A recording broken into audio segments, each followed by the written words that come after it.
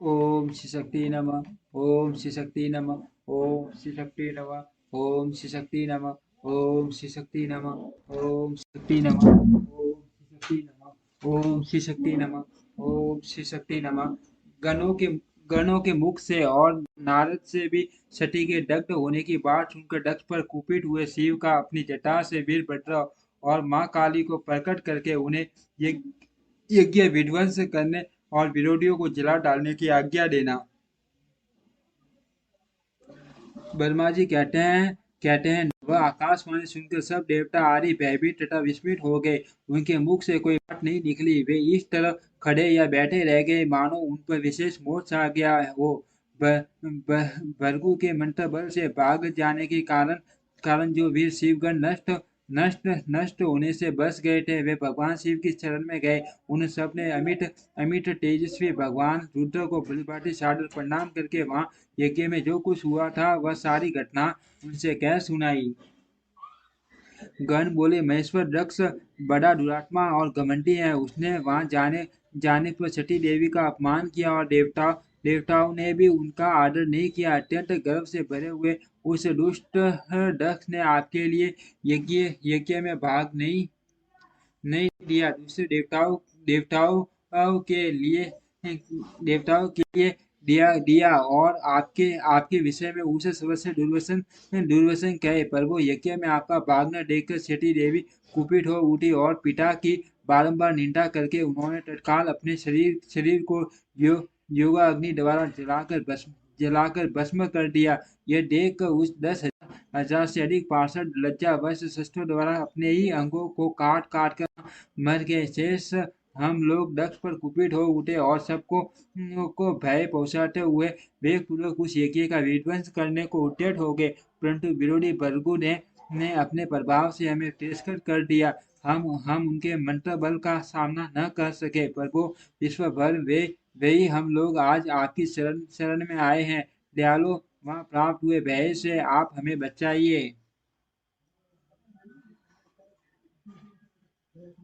निर्भय कीजिए महाप्रभु। उस यज्ञ में दक्ष आदि सभी दुष्टों ने घमंड में आकर आपका विशेष रूप से अपमान किया है। कल्याणकारी शिव, इस प्रकार हमने अपना सती देवी का मूढ़ बुद्धि वाले दक्ष आदि का भी सारा वृतांत कह सुनाया। अब आपकी जैसी इच्छा हो वैसा करे। ब्रह्मा जी कहते हैं, नारद अपने पार्षदों की यह बात सुनकर भगवान शिव ने वहां की सारी घटना जानने के लिए शीघ्र ही तुम्हारा स्मरण किया। देव ऋषि, तुम दिव्य दृष्टि से संपन्न हो। अत भगवान के स्मरण करने पर तुम तुरंत वहां आ पहुंचे और शंकर जी को भक्ति पूर्वक प्रणाम करके खड़े हो गए। स्वामी शिव ने तुम्हारी प्रशंसा करके तुमसे दक्ष यज्ञ में गई हुई सती का समाचार तथा दूसरी घटनाओं को पूछा। तात शंभु के पूछने पर शिव में मन लगाए रखने वाले तुमने शीघ्र ही वह सारा वृतांत कह सुनाया जो दक्ष यज्ञ में घटित हुआ था। मुझे तुम्हारे मुख से निकली हुई बात सुनकर उस समय मान रौद्र पराक्रम से संपन्न सर्वेश्वर रुद्र ने तुरंत ही बड़ा भारी क्रोध प्रकट किया। लोक संकारकारी रुद्र ने अपने शीर्ष से एक जटा उखाड़ी और उसे रोष पूर्वक उस पर्वत के ऊपर दे मारा। मुने भगवान शंकर के पटकने से उस जटा के दो टुकड़े हो गए और महाप्रलय के समान भयंकर शब्द प्रकट हुआ। देव ऋषि उस जटा से पूर्व भाग भाग से महाबली वीरभद्र प्रकट हुए, जो समस्त शिवगणों के अगुआ हैं। वे भूमंडल को सब ओर से व्याप्त करके उससे भी 10 अंगुल अधिक होकर खड़े हुए। वे देखने में प्रलय अग्नि के समान जान पड़ते थे। उनका शरीर बहुत ऊंचा था। वे 1000 भुजाओं से युक्त थे। उन सर्वसम्मत माँ रुद्र के क्रोधपूर्वक प्रकट हुए निःश्वास से 100 प्रकार के जवर और 13 प्रकार के सनीपात रोग पैदा हो गए। तात, उस जटा के दूसरे भाग से माँ काली उत्पन्न हुई, जो बड़ी भयंकर दिखाई देती थी। वे करोड़ों फुटों से घिरी हुई थी। जो जबल पैदा हुए वे सब के सब शरीरधारी क्रूर और समस्त लोगों के लिए भयंकर थे। वे अपने तेज से प्रज्वलित हो सब और दाह उत्पन्न करते हुए से प्रतीत होते थे। वीरभद्र भाषित करने में बड़े बड़े कुशल थे। उन्होंने दोनों हाथ जोड़कर परमेश्वर शिव को प्रणाम करके कहा। वीरभद्र बोले, माँ रुद्र, सोम, सूर्य और अग्नि अग्नि को तीन तीन नेत्रों के रूप में धारण करने वाले प्रभु, शीघ्र आज्ञा दीजिए। मुझे इस समय कौन सा कार्य करना होगा? ईशान, क्या क्या मुझे आधे आधे ही सन में सारे समुद्र को सुखा देना है, या इतने ही समय में संपूर्ण पर्वतों को पीस डालना है? हर मैं एक ही सन में ब्रह्मांड को भस्म कर डालूं, या समस्त देवताओं और मुनिवरों को जलाकर राख कर दूं? शंकर, ईशान, क्या क्या मैं समस्त लोगों को उलट पलट पलट दूं, लोगों को उलट पलट दूं, या संपूर्ण प्राणियों का विनाश कर डालूं? महेश्वर, आपकी कृपा से कहीं कहीं कोई भी ऐसा कार्य नहीं जिसे मैं नहीं कर सकूं। पर पराक्रम के द्वारा मेरी समानता करने वाला वीर न पहले कभी हुआ है और न आगे होगा। शंकर, आप किसी किसी तीन के को भेज दे तो वह भी बिना किसी यत्न के क्षण भर में बड़े से बड़ा कार्य सिद्ध कर सकता है, इसमें संशय नहीं है। शंभो, यद्यपि आपकी आपकी लीला मात्र से सारा कार्य सिद्ध हो जाता है, तथापि जो मुझे भेजा जा रहा है, यह मुझ पर आपका अनुग्रह ही है। शंभो, मुझ मुझ में जो मुझ में भी जो ऐसी शक्ति है, वह आपकी कृपा से ही प्राप्त।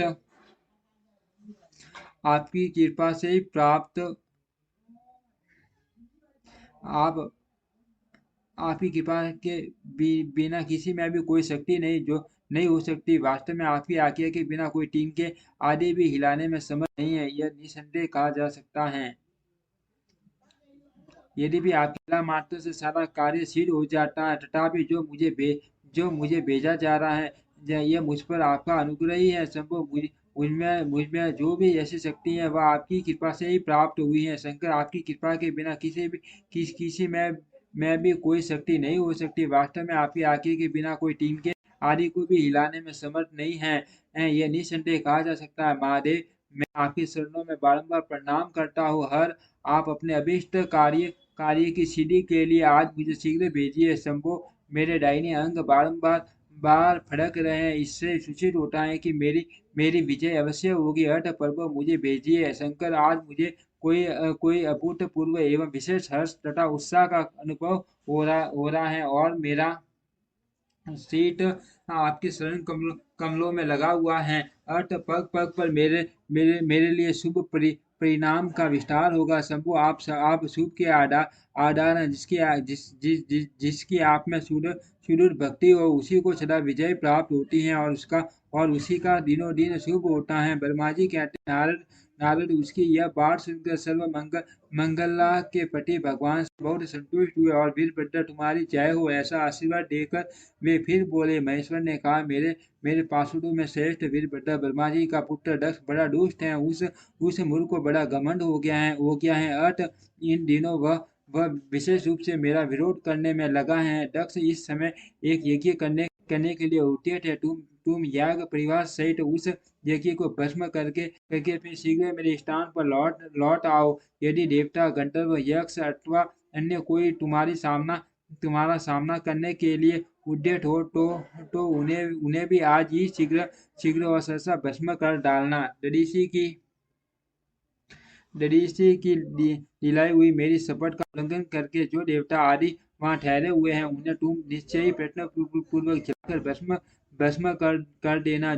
जो मेरी शपथ का उल्लंघन करके गर्वयुक्त वो वहां ठहरे हुए हैं, वे सब के सब मेरे द्रोही हैं। अर्थ उन्हें अग्नि में माया से जला डालो। दक्ष की यज्ञशाला में जो अपनी पत्नी और सार पूर्ण उपकरणों के साथ बैठे हो, उन सबको जलाकर भस्म कर देने के पश्चात फिर शीघ्र लौट आना। तुम्हारे वहां जाने पर विश्वदेव आदि देवगण भी यदि सामने आ तुम्हारी सादर स्तुति करे, तो भी तुम उन्हें शीघ्र आग की ज्वाला से जलाकर